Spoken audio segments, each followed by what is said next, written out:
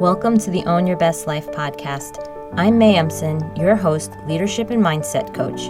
Here, we talk all things spiritual, mindset, business, leadership, and wellness for the modern seeker who wants to align their life with purpose and inspiration. We'll cover career changes, stress management, meditation, energy, intuition, and more. Each episode holds spiritual and practical tools to help you live a life of your wildest dreams without getting burnt out along the way. Ready to live a life on your own terms? This is the Own Your Best Life podcast. Welcome, friends, to episode number 55 of the Own Your Best podcast. The ability to decide, to choose, and to respond appropriately to what life provides you is one of the most amazing ways you can demonstrate your own personal power. That realization alone may change your entire life. And why is that? You suddenly realize that if you have the power to choose how you want to live your life, that means you can create a life you love.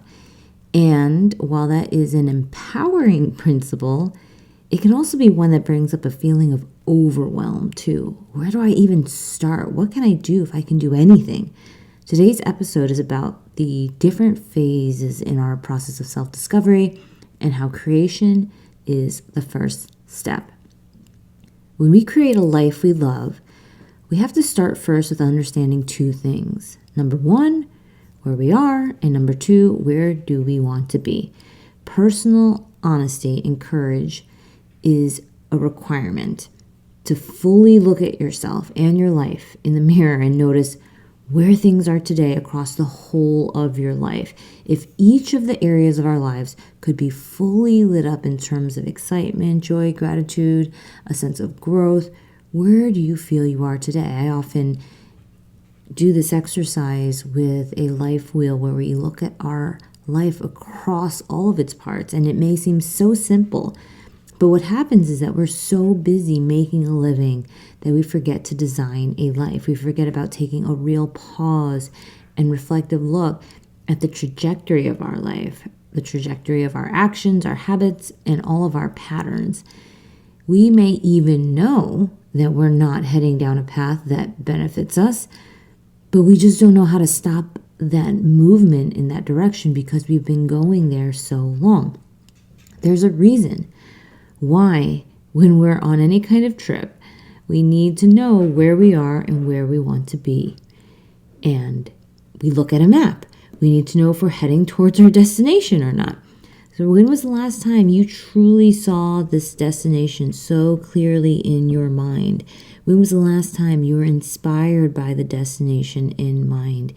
Many of us feel like we just need to settle, that this is the way it's supposed to be, right? We're supposed to have, a tired, maybe loveless marriage after kids. We're supposed to feel tired all the time and exhausted. We're supposed to feel stress coursing through our veins on a daily basis. We're supposed to not like where we were, who we work with, or what we do. We've been conditioned through the way we've seen the people around us live to do the same and to expect the same. And I want you to know that in this way, you can dare to be different.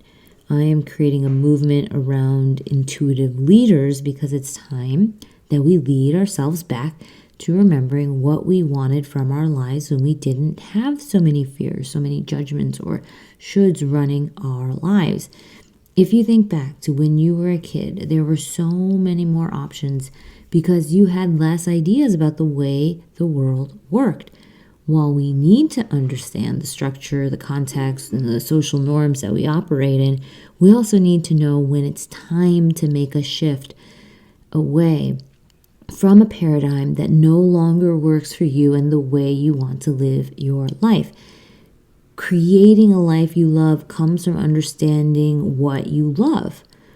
So what do you love? What if the rules didn't exist and you could actually have what you wanted? What would you want? These are some of the questions that I would ask. Many of us believe that if we had enough money, we would never work again. And the question I would ask you is the next one, which is, what would you do then with your time? Of course, you'd likely have a lot of enjoyment, a lot of time for relaxation, and this great feeling of stability and freedom. But at some point, you'll want to feel that you're growing or contributing or making an impact. It is just one of the ways that human beings operate. We need to feel this sense of momentum or growth or progress of giving. What would you do then? What would you want to learn about? Where would you want to spend your time? So don't worry if your goal doesn't seem big or expansive enough. Often we go through this phase of saying, okay, I'm ready to do this thing. I'm ready to live a life on my own terms. I'm ready to create a life that I love. And then we get into this place of comparison. We start to think, oh my goodness, it's not happening fast enough. Oh my goodness, it doesn't look like the other person's life. Oh my goodness, I don't think it can happen. Creating a life you love is about patience. It's about the long game. When you think about anything truly worthwhile in your life, you cannot just smush everything in and try to make it happen as quick as possible. Whether it's your relationships, whether it is a really thriving work, career, or business life, whether it is your health, you know that you need to make constant deposits into that bank in order for you to reap the rewards later.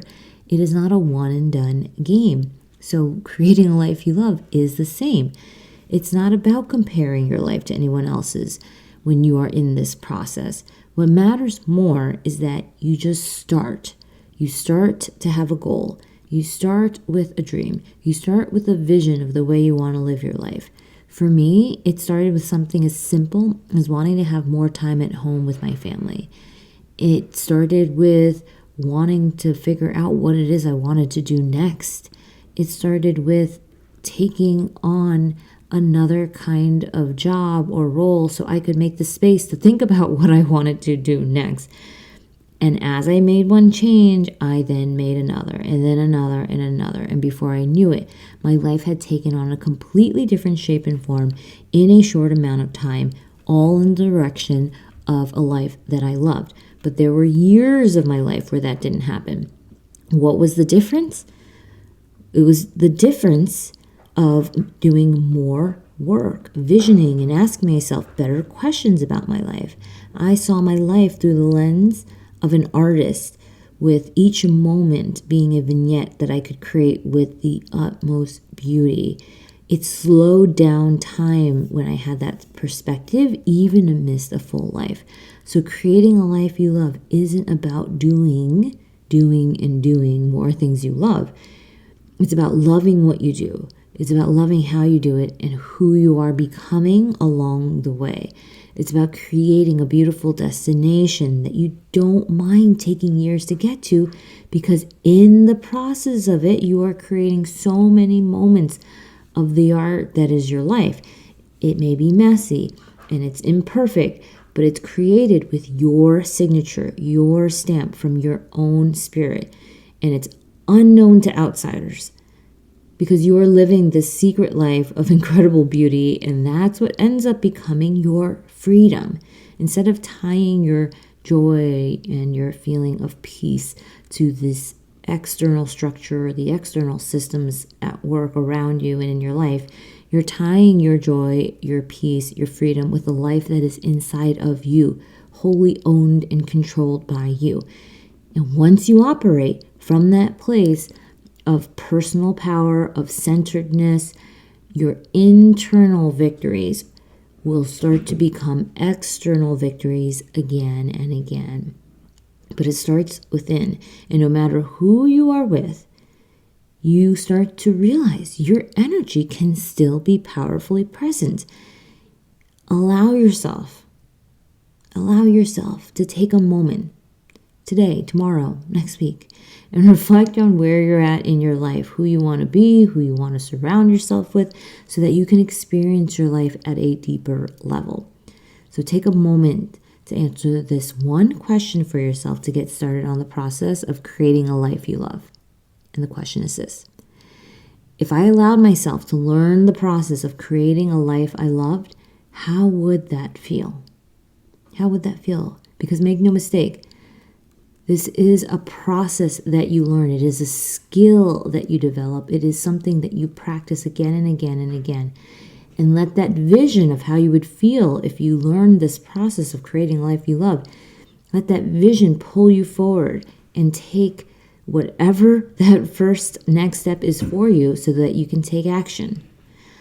Let that vision of how you would feel when you learned the process of creating a life you loved pull you forward, and let that vision let you move and take whatever that first next step is for you so that you can take action, make decisions, and progress towards this beautiful life. So that's it, my friends, for this week. And in this month's intuitive leadership coaching, we will be covering how to create a compelling vision for your next 5 years. Each month, we break down topics such as these to answer the big questions, help you take action and move forward with clarity and a lot of peace. So if you're interested in learning more, go to www.mayemson.com/contact to connect with me and learn more. Love you, my friends. I hope you all have a beautiful, beautiful week. Thanks so much for joining us this week on Own Your Best Life.